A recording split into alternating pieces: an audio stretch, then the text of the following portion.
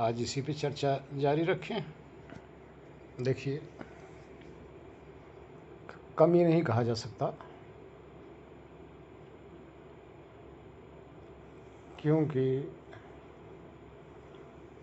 अध्यात्म में 3 मार्ग हैं। उन 3 मार्ग पर कोई न कोई चल रहा है।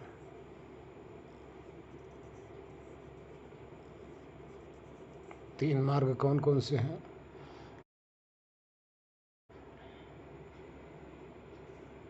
पहला मार्ग है ज्ञान योग। ज्ञान योगी जब ज्ञान मार्ग पर चलते हैं तो उनको दूसरा मार्ग अगर आगे पकड़ाने लग जाओ तो उनको बहुत कठिनता होती है, क्योंकि ज्ञान मार्गी का सिर्फ एक ही लक्ष्य होता है, स्वयं अपने शुद्ध स्वरूप चेतन आत्मा को कैसे जाने।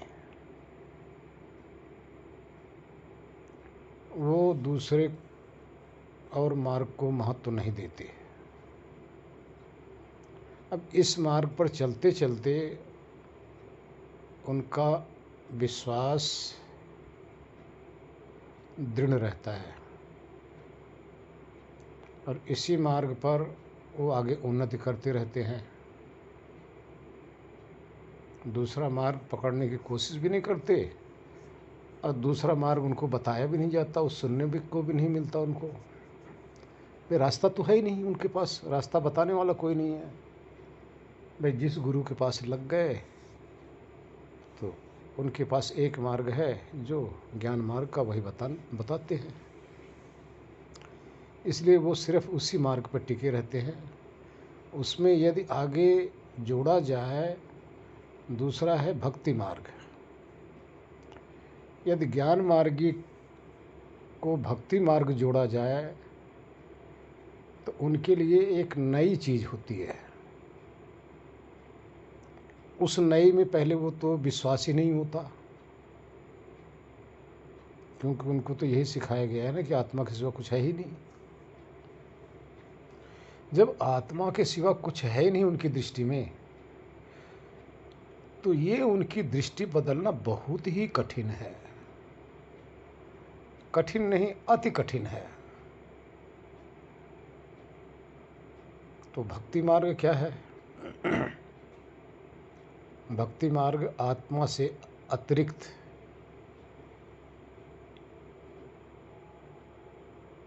एक परम पिता परमात्मा की तरफ इशारा करता है, जिसमें प्रेम की आवश्यकता पड़ती है। और बिना प्रेम के ये भक्ति मिलती नहीं।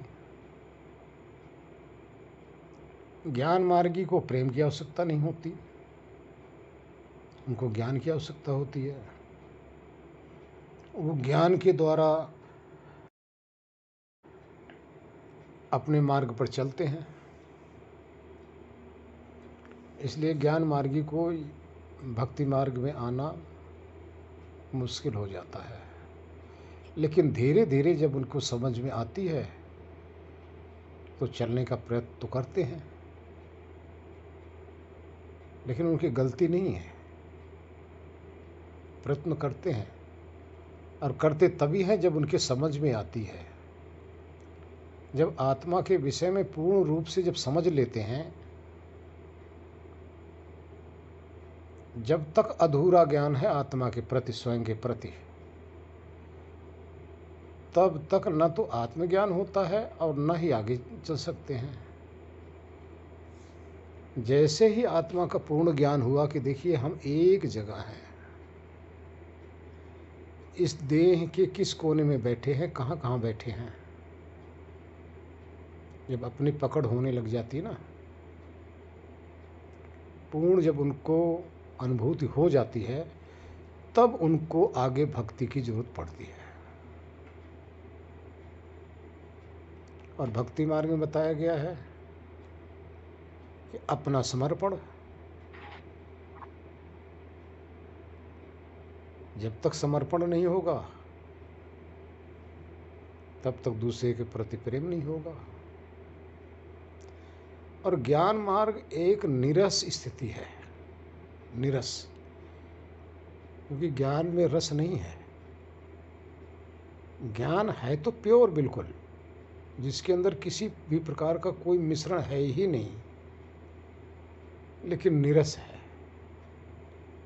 और भक्ति मार्ग जो है ये बिल्कुल, इसमें रस ही रस भरा पड़ा है। अब जिसको रस की जरूरत होती है तो वो भक्ति मार्ग में भी आगे प्रयत्न करता है।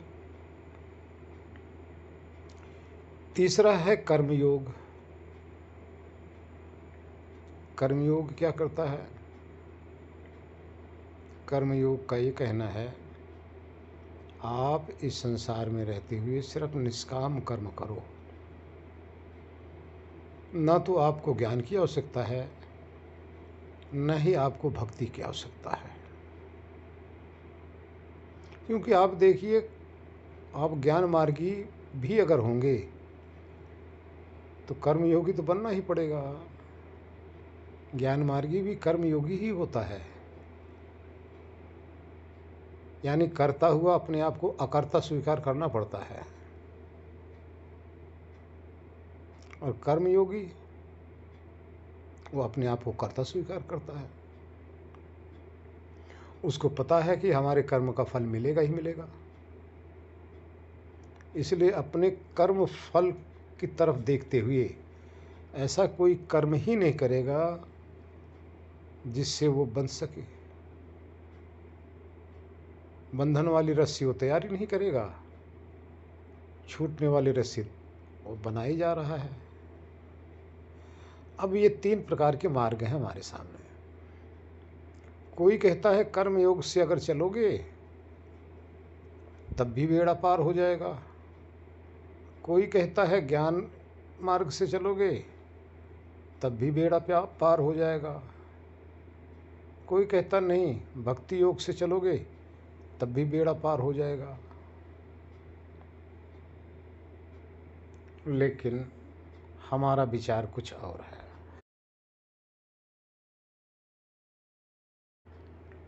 हम अपना विचार क्या रखते हैं कि भाई ये तीनों मार्ग अपने में अधूरे हैं। ज्ञान मार्ग भी अधूरा है, भक्ति मार्ग भी अधूरा है, और कर्म योग भी अधूरा है। इसलिए हमारी दृष्टि में, मैं अपनी सिर्फ स्पेशल अपनी दृष्टि बता रहा हूँ,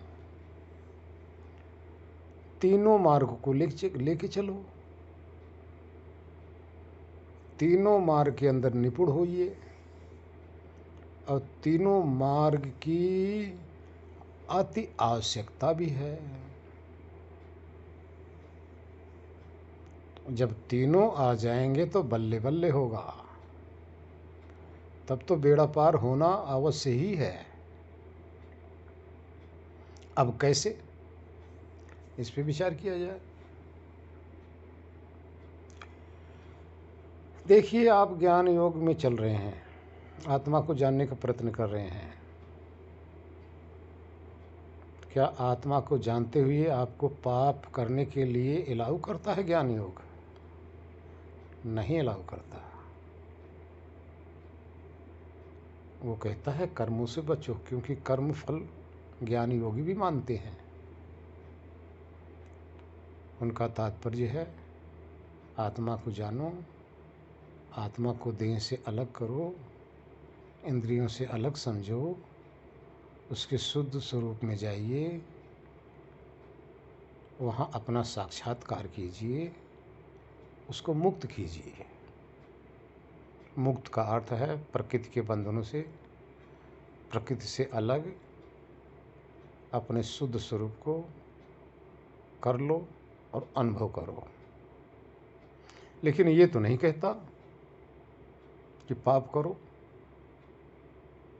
अब यहाँ हम कर्मयोग को जोड़ देते हैं ये कर्मयोग भी तो यही कह रहा है कि पाप मत करो भाई, निष्काम कर्म करो। तो ज्ञान योगियों को भी कर्मयोग की आवश्यकता पड़ती है। अब ज्ञान योगी कहाँ तक पहुँचे?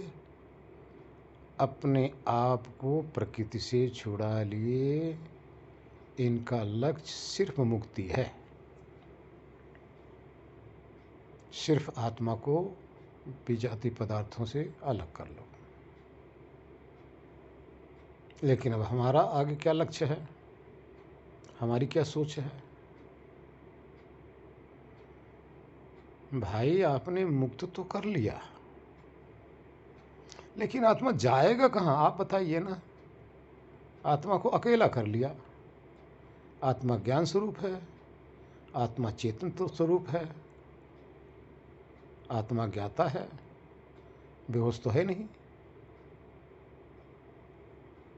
आत्मा एक एक्टिव चेतन पदार्थ है। अब उसके लक्ष्य को देखिए, संसार की तरफ दृष्टि डालिए। क्या आपको ज्ञान चाहिए या आपको सुख चाहिए? अगर किसी को कहा जाए कि सिर्फ ज्ञान ले लो, सुख की जरूरत नहीं है, तो पहले वो सुख की तरफ जाएगा, क्योंकि आत्मा का अपना लक्ष्य है सुख की प्राप्ति और दुख से निवृत्ति। और आत्मा के अंदर सुख की प्राप्ति नहीं है, लेकिन ज्ञान की प्राप्ति है। लेकिन दुख से निवृत्ति वहाँ भी हो जाती है, आत्मज्ञान में भी दुख से निवृत्ति हो जाती है, परंतु सुख की प्राप्ति नहीं हो पाती। जो समस्त ब्रह्मांड के जितने भी चेतन मात्र हैं, किसी भी 84 की तरफ आप दृष्टि डालिए, उनकी सिर्फ एक ही तलाश है, सुख। आप अपने से लगा लीजिए, अगर आपको सत्संग में सुख न मिले तो आप दोबारा आएंगे नहीं, आपको बुरा लगेगा तो दोबारा आप ज्वाइन ही नहीं करेंगे। जहाँ भी आप जाते हैं, अगर आपको अच्छा लगता है तो वहीं ठहरते हैं, बुरा लगता तो भाग लेते हैं। तो आत्मा का क्या स्वभाव है? अटैचमेंट, डिटैचमेंट, यही तो करता है। जहाँ उसके अनुकूल हुआ वहाँ अटैचमेंट कर लेता है, जहाँ उसके प्रतिकूल हुआ वहाँ से अपने आप को डिटैचमेंट कर लेता है, हटा लेता है। तब उसका लक्ष्य असीम सुख की प्राप्ति है। या संसार में जो भी सुख है, अगर असीम सुख का उसको ज्ञान नहीं, विवेक नहीं है, तो जो छोटा मोटा सुख है उसमें तो लगा ही है। देखिए, हम आप लोग भी सुख की तलाश में हैं। घर में आप रह रहे हो, आपको भी अगर घर में से सुख मिलेगा तभी वहाँ रहेंगे। लड़ाई झगड़ा क्लेश अगर हो तो आप भी यही सोचेंगे इस घर को छोड़ के कैसे चले जाऊं। तो सुख आपको भी चाहिए, लेकिन वो विषयों को सुख वहाँ मिलेगा, और विषयों का सुख क्षणिक ही होगा। इसलिए हम मुक्ति से अलग एक और चीज की व्याख्या करते हैं, जिसको मोक्ष कहते हैं। यानी आत्मा को उस परमात्मा के साथ जोड़ दो, आत्मज्ञान करो, आत्मा को प्रकृति से, इंद्रियों से अलग कर लो, और इस परमात्मा इस को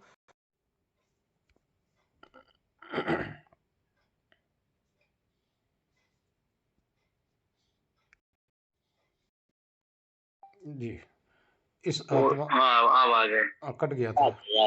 इस आत्मा को उस परम पिता परमात्मा के साथ जोड़ दो, क्योंकि आत्मा का एक ही लक्ष्य, जहाँ विशेष सुख मिल जाएगा तो वो तुच्छ जो सुख है उसका त्याग कर देगा। तो इसलिए हम तो तीनों मार्ग को जब हम लेते हैं तब वहाँ पूर्णता होती है। अगर आपको ज्ञान नहीं है तब भी अधूरे हैं। अगर आपको परमानंद नहीं मिला तब भी अधूरे हैं। अगर आप कर्म करने में बुरे कर्म कर रहे हैं, ज्ञान मार्गी भी हैं, भक्त भी हैं, तब आप बंध ही रहे हैं। जितना मर्जी ज्ञान मार्गी हो जाओ, जितना मर्जी भक्त हो जाओ, पाप तो कर ही रहे हो। क्या सोचोगे कि हम छूट जाएंगे? कदापि नहीं छूटोगे, क्योंकि ये संसार, ये शरीर कर्म प्रधान है। कर्म करोगे तो उसका फल मिलेगा। अब देखिए, जो आप ज्ञान मार्ग पे चल रहे हो तो ये भी तो कर्म है। भक्ति मार्ग पे चल रहे हो, ये भी तो कर्म है। आप कर्म योगी बन रहे हैं, निष्काम कर्म कर रहे हैं, ये भी तो कर्म है। ये तीनों कर्म अगर कर लो तो इसका फल कौन नहीं देगा? परमात्मा तो ऐसा न्यायकारी है, ऐसा दयालु है, एक जज हैं। उन्होंने वही करना है जो आपने किया हुआ है, सिर्फ उसका फल देना है। अपने पास से उन्होंने कुछ नहीं देना। परमात्मा को, ईश्वर को यूँ समझो कि बैंक के कैशियर के पास आप जाइए, अपना चेक भरिए या और कुछ कीजिए। आजकल ऑनलाइन हो रहा है। भैया, जब आपके अकाउंट में पैसे आपने कमा के उसमें डाले होंगे, तभी तो बैंक का कैशियर आपको पेमेंट देगा। जब होगा ही नहीं तो क्या देगा? इसी तरह से आपके कर्म होंगे तभी तो परमात्मा फल देंगे। क्या परमात्मा आपका कर्म करने आएंगे? नहीं, कर्म तो आप ही करेंगे। परमात्मा सिर्फ आपके जैसे बैंक का कैशियर आपके पैसे को ही आपको देता है, अपने पैसे को नहीं देता। इसी तरह से कैशियर के स्थान पर बैठकर परमात्मा आपके ही कर्मों के फल को देता है आपको। वो दूसरे को नहीं बांटेगा और अपनी तरफ से कुछ करेगा भी नहीं। ये सारे कर्म हैं। भक्ति योग भी कर्म कोट में आता है, ज्ञान मार्ग भी कर्म कोट में आता है, कर्म योग भी कर्म कोट में आता है। तो इसका फल तो क्यों नहीं मिलेगा? संसार में आप कर्म करोगे, पाप पुण्य करेंगे तो उसका भी फल मिलेगा।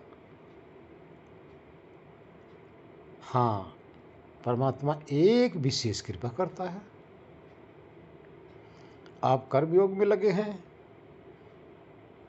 तो आप ज्ञान योगी बन जाएंगे। यहाँ परमात्मा आपको अलग से कुछ नहीं देगा। कर्म योग करेंगे तो आपके कर्मों का फल मिलेगा, विशेष आपको कुछ नहीं मिलेगा। लेकिन जब भक्ति मार्ग में आप आएंगे, परमात्मा के समर्पित हो जाएंगे, तो परमात्मा यहाँ पर एक विशेष चीज़ आपको देता है। वो विशेष कृपा होती है। जो भक्ति आप परमात्मा की कर रहे हो, तो ऐसे भक्त योगी को ही परमात्मा अपना आनंद स्वरूप प्रकट करता है, दूसरे को नहीं। ना तो कर्म योगी को अपना आनंद स्वरूप प्रकट करता है, ना ज्ञान योगी का अपना आनंद स्वरूप प्रकट करता है। ये सिर्फ भक्त योगी के लिए ये विशेष कृपा परमात्मा की है। इसलिए कृपा है कि भक्त अपने को इतना महत्व नहीं देता। भक्त तो सिर्फ भगवान को महत्व देता है, इसलिए वो सिर्फ भगवान को ही मांग लेता है।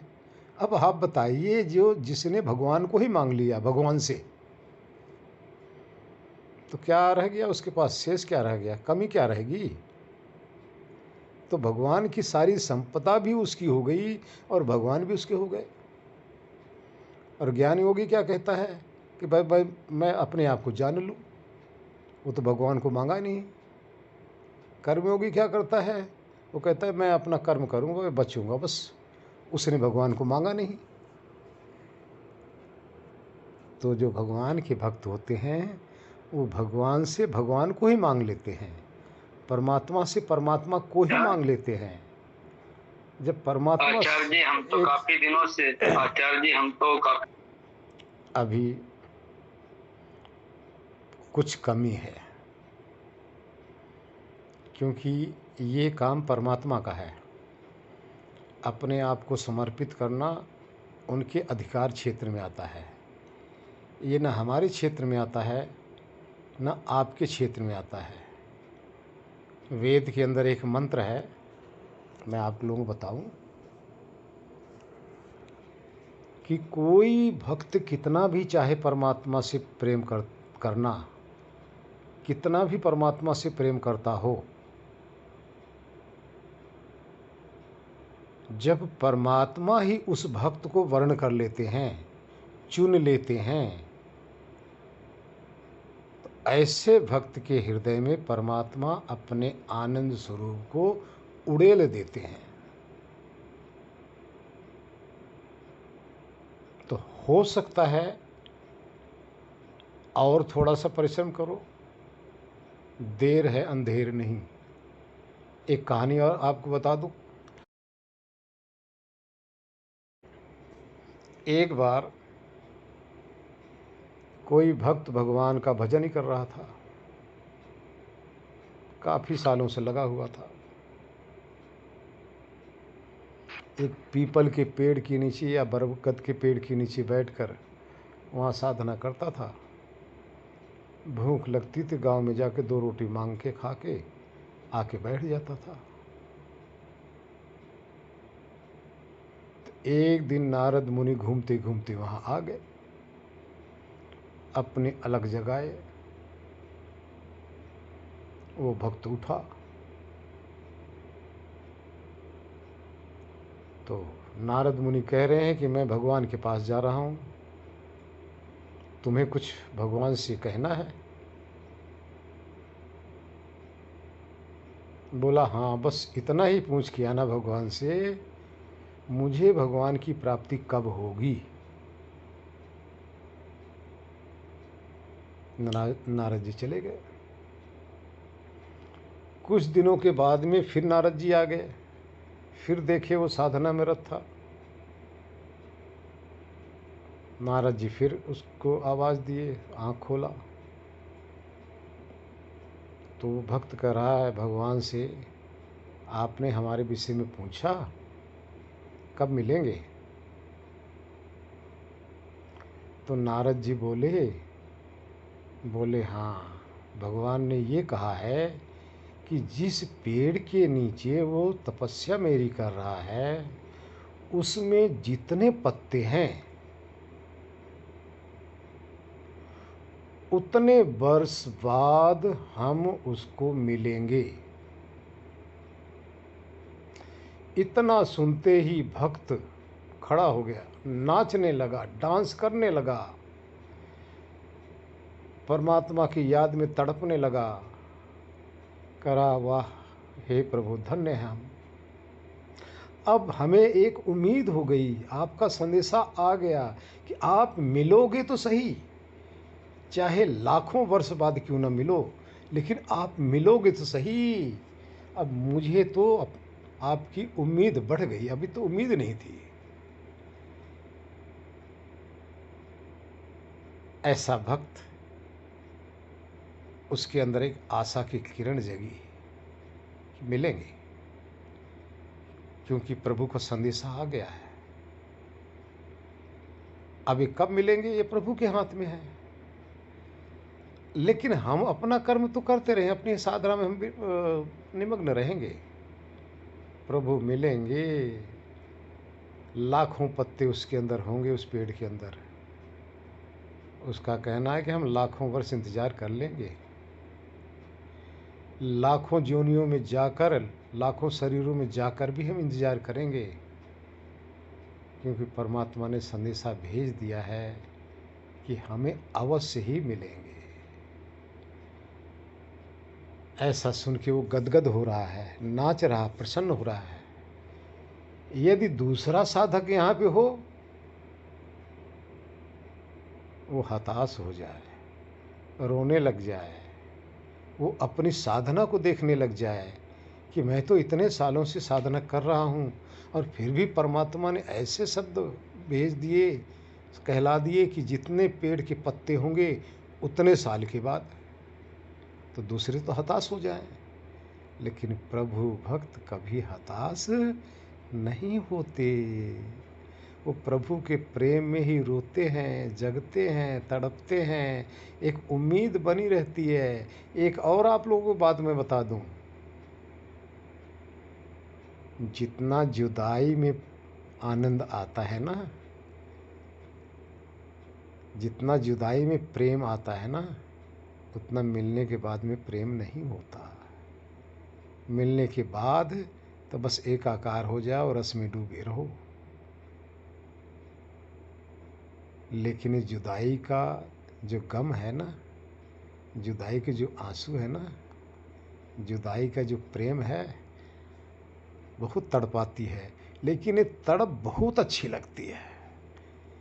इतनी तड़प ये प्रिय लगती है कि बस मत पूछो। उस साधक से पूछो, जी आचार्य। उस साधक से पूछो जो परमात्मा की जुदाई में तड़प रहा होता है। लेकिन ये तड़प बहुत प्रिय लगती है, इतनी आनंदित, इतनी प्रिय कि बस जी मत पूछो। ये तो हम ही जानते हैं जितनी तड़प हमें जी जी होती है। जी दर्शन कर लेता है तो गुरुजी फिर उसका ज्ञान अधूरा ही तो रहा, उसने परमात्मा को तो पाया ही नहीं, तो वो तो अपूर्ण ही रहा ना फिर। जी देखिए, वो प्रकृति के बंधन से छूट तो गया है, अपने आप को छुड़ा तो लिया है, जान तो लिया है, लेकिन आत्मा का जो मुख्य लक्ष्य है सुख की प्राप्ति, वो नहीं हुआ, वो अधूरा है। अधूरा तो तीनों से होता है, पूरा तो तीनों से होता है। कर्म योग, ज्ञान योग, भक्ति योग, तीनों को अगर ले लो ना तो वहाँ पूर्णता आ जाती है, कुछ बचता ही नहीं। संपूर्ण चीज़ की प्राप्ति, कर्म में भी निपुण, ज्ञान में भी निपुण और भक्ति में निपुण, ये तीनों मार्ग मिलकर एक आत्मा को उसके संपूर्ण लक्ष्य की प्राप्ति कराते हैं। संपूर्ण लक्ष्य जो आत्मा की तलाश है, सब कुछ उसको प्राप्त हो जाता है। इसलिए हम जो हैं, हमारी जो अपना मेन थिंकिंग है, हम तीनों मार्ग को लेकर चलते हैं। हम एक मार्ग पर किसी को भी मना करते हैं कि मत फंसो भाई। हाँ, जब तक एक मार्ग पर आप निपुण नहीं हुए हैं तो दूसरे मार्ग पर मत चलो, क्योंकि एक मार्ग को पहले उस पर पूरे हो जाओ, फिर दूसरे मार्ग को पकड़ो, फिर आगे आगे देखो होता क्या है। अब जैसे आप लोग पहले आत्मज्ञान ही कराया गया ना, पहले शरीर से, इंद्रियों से अलग आपको अनुभव कराया गया ना। अब अनुभव करने के बाद में आपने इतना तो जान लिया कि मैं ये आत्मा ही हूँ, मेरे में प्रकृति नाम की कोई चीज़ नहीं। अब आपको जो आगे की भी जो तलाश है, अब उसमें ले जाने की कोशिश कर रहे हैं कि अब उस परम आनंद स्वरूप में आप गोता लगाइए। तब देखो ज्ञान भी, भक्ति भी, प्रेम भी, कर्म भी, क्या मौज आता है, क्या मस्ती आती है। हम तो तीनों में चल रहे हैं, बता रहा हूँ, 52 साल से हम लगे हैं। कभी ज्ञान मार्ग भी थे, कर्म योगी भी थे, फिर भक्ति योग में भी हैं 32 साल से। तो हम तीनों को लेके चल रहे हैं। और यहाँ साधक हर तरफ से तृप्त, कहीं अधूरा नहीं रहता, उसको अधूरापन महसूस ही नहीं होता। किसी के पास बैठेगा, ज्ञान योगी के पास बैठेगा तो ज्ञान की चर्चा करेगा, भक्त योगी के पास बैठेगा तो भक्ति की चर्चा करेगा, कर्म योगी के पास बैठेगा तो कर्म योगी का चर्चा करेगा, क्योंकि पूरा हो चुका ना तीनों में। और ज्ञान मार्ग के पास बैठो, वो सिर्फ ज्ञान मार्ग की चर्चा करेंगे, भक्ति मार्ग के विषय में जानते नहीं। और भक्ति मार्ग अगर सिर्फ भक्ति मार्ग पे अकेला लगा है, उस ज्ञान मार्ग को नहीं जानता। इसलिए तीनों मार्ग मिलकर आत्मा को कर्म फल से भी बचाते हैं, बुरे कर्म से भी बचाते हैं, लेकिन शुभ कर्म में प्रेरित करते हैं और आत्मा के शुद्ध स्वरूप को जानने का प्रयत्न करते हैं। शुद्ध स्वरूप को जानकर परम आनंद में निमग्न भी हो जाते हैं, क्योंकि आत्मा की कितनी अवस्थाएं होती हैं। पहले आत्मा अज्ञान आत्मा होता है, अज्ञान का आत्मा कुछ नहीं जानता। अब जब आगे आता है, किसी ज्ञानी पुरुष के संपर्क में आता है तो आत्मा को जानने लगता है, तब वो जाके ज्ञान आत्मा हो जाता है। अब यही ज्ञान आत्मा जब परमपिता परमात्मा के साथ जुड़ता है तो वो शांत आत्मा हो जाता है। ऐसा शांत आत्मा न तो ज़्यादा उछलता है, न ज़्यादा रोता है, और न ज़्यादा वो बहुत ज़्यादा खुश होता है। वो सम हो जाता है। सम होने के बाद में विदेह हुआ, प्रकृति लय हुआ, जीवन व्यतीत करता है। और फिर उसको तो एक ही लक्ष्य रह जाता है कि केचुली की जैसे सांप केचुली छोड़ते हैं, उसी तरह से इस शरीर रूपी केचुली को छोड़कर मैं परमात्मा के साथ मिल जाऊंगा, क्योंकि जहाँ जाना है उसको पूरा ठिकाना मिल गया है। अपने ठिकाने में बैठा है, अभी यहाँ आता जाता है, तब जब परमानेंट हो जाएगा तो आना जाना बंद, परमानेंट वहीं ठहर गया। हरिओम। भाई जो सर्वज्ञ है, इतनी महान शक्ति है, वो दूषित हो जाएगी मन के कारण से? नहीं, इसलिए वो अपने आप को ही परमात्मा मानते हैं। हो गया कल्याण, मान लिए ना है और वो भी चेतना है जी। तो दूषित तो दोनों ही नहीं होता ना गुरु जी? जी देखिए, दूषित का अर्थ यहाँ यूँ समझो, जिसमें चेंजिंग हो जाए। डॉक्टर साहब अपना म्यूट कर। आत्मा परमात्मा उसे कहते हैं जिसमें किसी भी प्रकार का कोई बदलाव ना हो सके। बदलाव का अर्थ है आप ज्ञान स्वरूप हैं, तो आपका ज्ञान समाप्त हो जाए तो ये बदलाव है, ये दूषित होना है। आपका ज्ञान ज्ञान ही रहे, चेतना चेतन ही रहे, ऐसा ही रहता है। चेतना जड़ नहीं हो सकती और जड़ चेतन नहीं हो सकती, क्योंकि अगर चेतन जड़ हो गया, बदल गया, तो विकारी हो गया, उसमें विकार आ गया। और जिसमें विकार आ जाए वो सत्य होता ही नहीं। इसी तरह से परमात्मा में विकार नहीं आता। परमात्मा अविकारी है, आत्मा भी अविकारी है।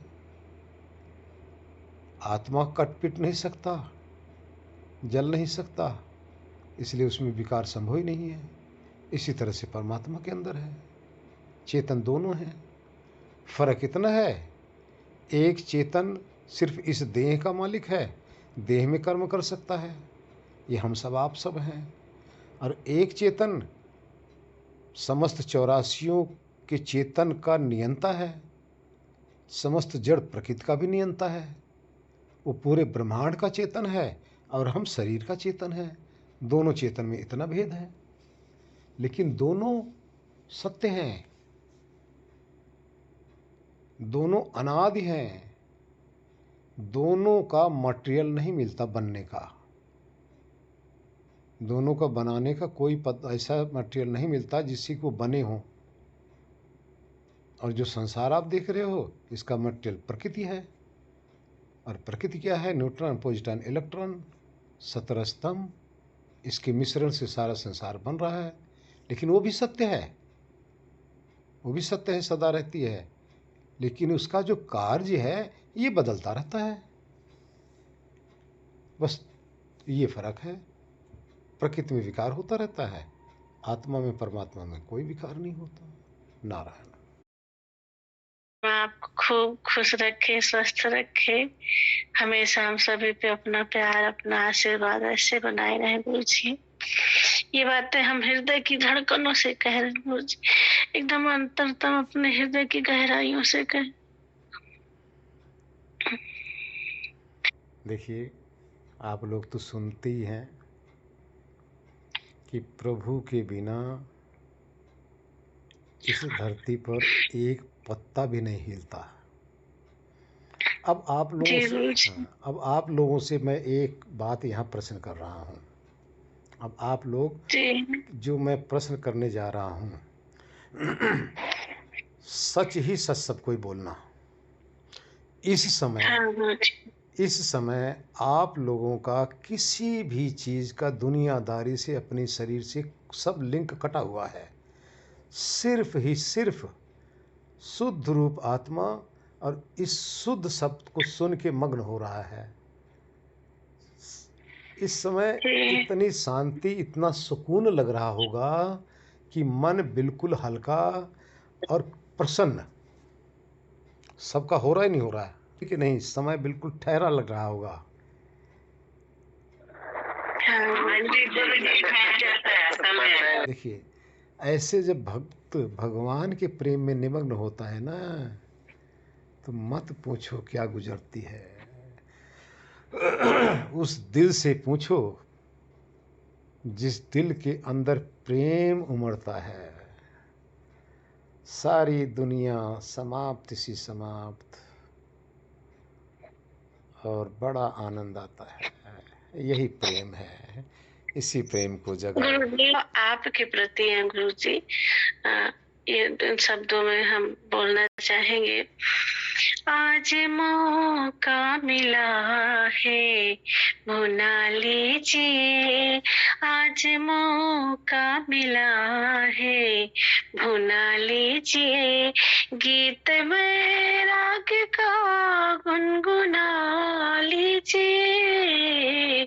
गीत वैराग्य का गुनगुना लीजिए। आज मौका मिला है, भुना लीजिए। और कहते हैं, मिलता है साधु संगत बड़े भाग्य से। तो ये हम सभी का अतिशय सौभाग्य है कि पूजनीय गुरु जी के जैसा महान व्यक्तित्व हम सभी के बीच में उपस्थित है और अपना आशीर्वाद बरसा रहे हैं। मिलता है साधु संगत बड़े भाग्य से, इनको सुन कर नहीं अनसुना कीजिए। इनको सुन कर नहीं अनसुना कीजिए। गीत वैराग्य का गुनगुना लीजिए। आज मौका मिला है, भुना लीजिए। पुण्य के फल का परिणाम है सामने। हम लोग कहीं अपने जीवन में कुछ अच्छा करते हैं, प्रेम करते हैं, प्रभु की भक्ति करते हैं, उसका परिणाम है ये समय, ये अवसर, स्वयं परमात्मा स्वरूप आदरणीय गुरु जी का उपस्थित होना। पुण्य के फल का परिणाम है सामने। मिल गए है गुरु जी, वंदना कीजिए। मिल गए है प्रभु जी, अर्चना कीजिए। गीत वैराग्य का गुनगुना लीजिए। आज मौका मिला है, भुना लीजिए। अब इसमें जो जैसा पात्र है वैसा उसके भीतर जा रहा है, प्रवेश प्रभाव पड़ रहा है। तो खेल श्रद्धा का है और विश्वास का। कितने सुंदर शब्द हैं। खेल श्रद्धा का है और विश्वास रस का, मन को मंत्रों का एक गुनगुना दीजिए, मन के मंत्रों का एक गुनगुना दीजिए, गीत बैराग्य का गुनगुना लीजिए, आज मौका मिला है बुना लीजिए।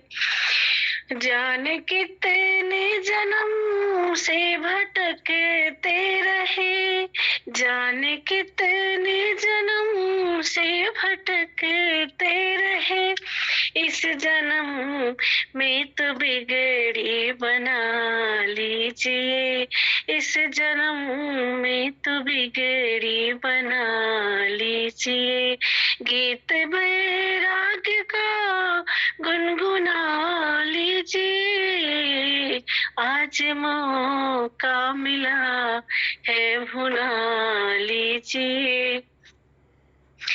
होना निश्चय पाप है, पाप से आपको, अगर हम ऐसे महान हस्ती के चरणों में है तो हमें निष्पाप हो जाना है, मन को बिल्कुल से विकारों से रहित कर देना है। अगर ऐसा नहीं हुआ तो फिर हमारा यहाँ उपस्थित होना व्यर्थ हो जाएगा। होना निष्पाप है, पाप से आपको, राम की धुन की धुनी रमा लीजिए, गुरु की धुन की धुनी रमा लीजिए, गीत बैराग्य का गुनगुना लीजिए, आज मौका मिला है भुना लीजिए। होना है मुक्त संसार से साथियों, होना है मुक्त संसार से साथियों, तो हृदय से प्रभु वंदना कीजिए, तो हृदय से गुरु वंदना कीजिए, गीत बैराग्य का गुनगुना लीजिए, आज मौका मिला है भुना लीजिए। आगे बहुत ही संवेदनशील शब्द है कि जो क्षण हमें अभी मिला है कल का नहीं पता, क्या पता कल ये अवसर मिले ना मिले, क्योंकि कोई जानता नहीं है कल क्या होना है, कल हमारे हाथ में नहीं है, हाथ में तो यही अवसर यही पल है। क्या पता कल ये अवसर मिले ना मिले, डोर जीवन की प्रभु को थमा दीजिए, डोर जीवन को प्रभु को थमा दीजिए, गीत वैराग्य का गुनगुना लीजिए, आज मौका मिला है भुना लीजिए, मन को निर्मल रखो गंगा जल की तरह, मन को निर्मल रखे गंगा जल की तरह, बुद्धि को भक्ति में यमुना कीजिए, बुद्धि को भक्ति में यमुना कीजिए, गीत बैराग्य का गुनगुना लीजिए, आज मौका मिला है भुना लीजिए, आज मौका मिला है भुना लीजिए। बोलिए श्री सद्गुरुदेव भगवान की जय, सच्चिदानंद भगवान।